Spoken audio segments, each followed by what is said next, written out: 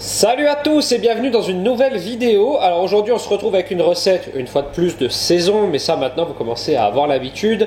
On va utiliser une fois de plus des figues parce que c'est, je pense, mon fruit préféré et on est dans la saison, donc autant en profiter, surtout que ce sont des saisons assez courtes quand même. Et après le cake figue amande miel qu'il y a sur la chaîne d'ores et déjà, que je vous mets juste ici. Si vous ne l'avez pas vu, n'hésitez pas à aller voir. En plus, il est sans sucre blanc. Aujourd'hui, on va faire une tarte aux figues, mais vraiment la tarte 100% figue. Et on va utiliser un ingrédient très original. Et pour coller au thème du 100% figue, on va utiliser des feuilles de figuier. Alors oui, on peut utiliser des feuilles de figuier en cuisine. C'est original et ça apporte vraiment un petit plus. C'est pas juste pour dire on a utilisé des feuilles de figuier. On peut faire plein de choses avec. Je vous en parlerai en conclusion de cette recette, mais c'est intéressant. Et puis comme ça, on reste dans le thème de la tarte 100% figue. Et donc pour cette recette, il vous faudra alors une pâte sucrée. Donc toujours pareil, la pâte sucrée, je vous la fais plus à chaque fois en tuto parce que elle fait partie des basiques de la pâtisserie qui se trouve juste ici. Donc n'hésitez pas à aller la voir. C'est une pâte sucrée très facile à réaliser et excellente.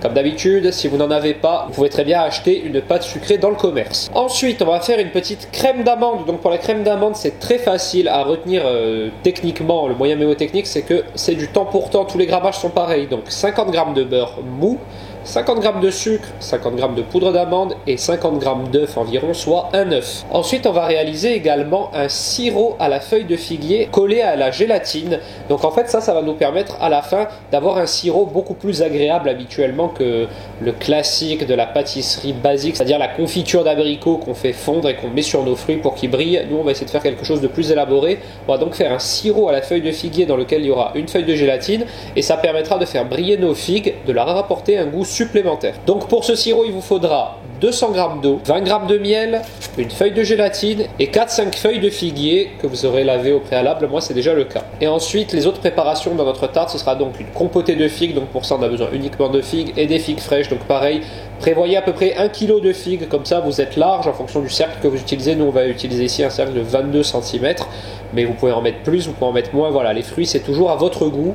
1 kg, c'est bien. Et nous, on commence tout de suite la recette. Alors pour commencer, on va étaler notre pâte sucrée et la foncer sur un cercle à tarte. Vous pouvez très bien utiliser un moule à tarte avec un fond, ça pose pas de problème. Si vous utilisez comme moi un cercle, prenez bien votre temps pour la foncer. Vous faites un bel angle droit sur les côtés de la tarte. Et ensuite, vous la détaillez à l'aide du rouleau comme ceci. Le surplus, évidemment, vous le gardez.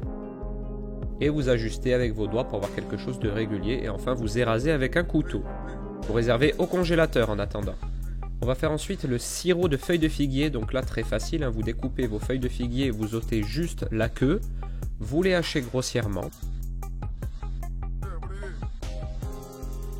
Et ensuite, dans votre casserole, vous mettez votre eau, votre miel et vous portez le tout à ébullition. Lorsque le mélange bout, vous mettez vos feuilles de figuier et vous les laissez infuser à peu près 20 minutes. En attendant, dans une casserole, vous mettez vos figues, vous prenez les plus moches, comme ça vous gardez les plus belles pour la présentation, et vous les faites chauffer tout simplement en les mélangeant, vous les réduisez en purée. Vous pouvez ensuite les mixer si vous le souhaitez pour avoir quelque chose de plus lisse. Et vous réservez ce mélange de côté.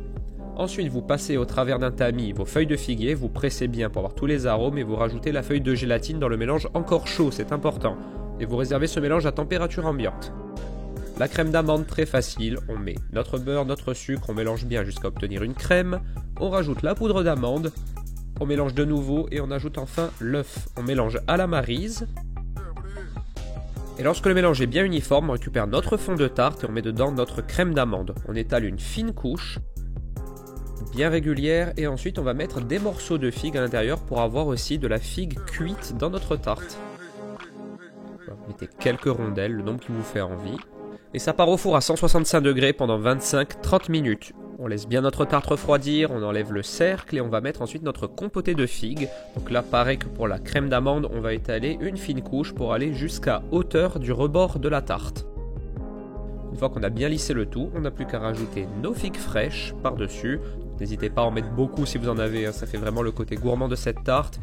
Et enfin le petit sirop de feuilles de figuier qui, en plus de faire briller vos fruits, va apporter un goût végétal très intéressant à cette tarte. pouvez rajouter quelques amandes effilées si vous le souhaitez et votre tarte est terminée. Et voilà, cette recette est maintenant terminée. J'espère qu'elle vous a plu. Alors une fois de plus, on a travaillé la figue parce que comme je vous l'ai dit en intro, c'est totalement de saison. Et puis moi, c'est un de mes fruits préférés. Et là, on l'a vraiment travaillé sous toutes ses formes. On en a mis dans la crème d'amande, on a fait une compotée de figues, des figues fraîches et on a utilisé donc la feuille de figuier. Donc ça, c'est plutôt original. Je vous ai dit en intro que j'allais vous expliquer un peu plus en détail en conclusion. Alors, c'est pas une recette que j'ai inventée. En tout cas, c'est une recette que j'ai modifiée. Comme d'habitude, je m'inspire de grands chefs. Et là, en l'occurrence, dans le livre Fruits de Cédric Grolet, il y a plusieurs préparations où il utilise la feuille de figuier, donc je trouvais ça intéressant. La seule chose que j'ai changé, c'est que j'ai décidé de gélifier le sirop que lui fait dans son livre en mettant une feuille de gélatine juste pour pouvoir badigeonner mes fruits à la fin et les faire briller. Voilà, parce que lui dans ses préparations c'est pas du tout la même chose. Le sirop il s'en sert pas pour ses fruits à la fin. Donc voilà, c'est juste une petite variante, mais sachez que vous pouvez utiliser la feuille de figuier en infusion. C'est vrai que le lait de figue est très corrosif. D'ailleurs, je m'en suis mis sur les mains, ça brûle très vite. Donc faites très attention au lait de figue. Par contre, la feuille de figuier, vous ne risquez rien. Vous la nettoyez, vous pouvez la faire infuser.